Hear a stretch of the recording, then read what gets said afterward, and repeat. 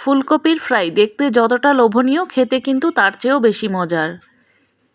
শীতের এই সিজনে অবশ্যই একবার ফুলকপি দিয়ে এই ফুলকপির ফ্রাইটি ট্রাই করে দেখতে পারেন। আসসালামু আলাইকুম, কেমন আছেন সবাই? যে যেখান থেকে আমার ভিডিওটি দেখছেন সবার জন্য রইল অনেক অনেক শুভেচ্ছা ও ভালোবাসা। আমি এখানে একটি ফুলকপির অর্ধেকটা পরিমাণ নিয়েছি, এরকম টুকরো করে কেটে নিয়েছি। ফুলকপিটা বেশ বড় ছিল, এজন্য আমি অর্ধেকটাই নিয়েছি।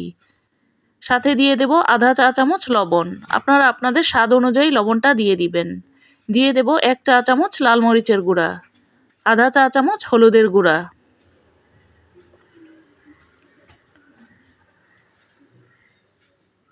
2 টেবিল চামচ টমেটো সস, 1 প্যাকেট ম্যাজিক মশলা, আধা কাপ পরিমাণ বেসন,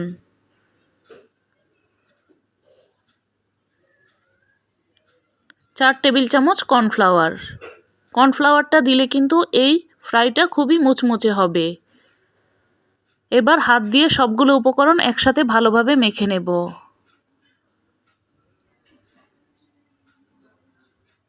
অল্প অল্প পানি মিশিয়ে ফুলকপিটাকে মশলাগুলোর সাথে খুব ভালোভাবে মেখে নেব। বেসন আর মশলাটা যেন ফুলকপির গায়ে খুব সুন্দরভাবে কোট হয়ে যায়। একেবারে কিন্তু পানিটা দিতে যাবেন না, একদম অল্প অল্প করে পানিটা মিশিয়ে আস্তে আস্তে করে হাত দিয়ে মিশিয়ে নিতে হবে।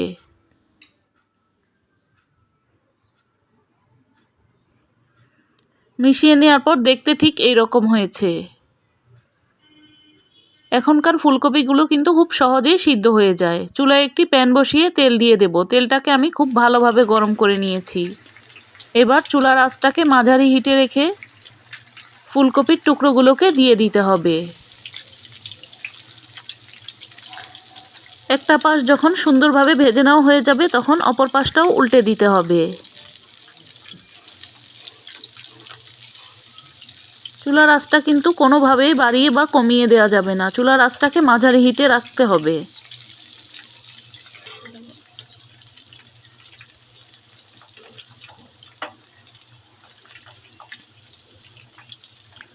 কালারটা যখন দেখতে এই রকম হবে তখন আমি ফুলকপির ফ্রাইগুলোকে তুলে নেব। এইভাবে ফুলকপিগুলো ফ্রাই করলে কিন্তু ভীষণ মুচমুচে হয়। সবগুলো ফুলকপি ফ্রাই আমি একইভাবে ভেজে নিয়েছি। মাত্র 10 মিনিটে একদম কম সময়ে এই ফুলকপির ফ্রাইগুলো তৈরি করে নিতে পারবেন। ছোট বড় সবাই কিন্তু ভীষণ পছন্দ করবে।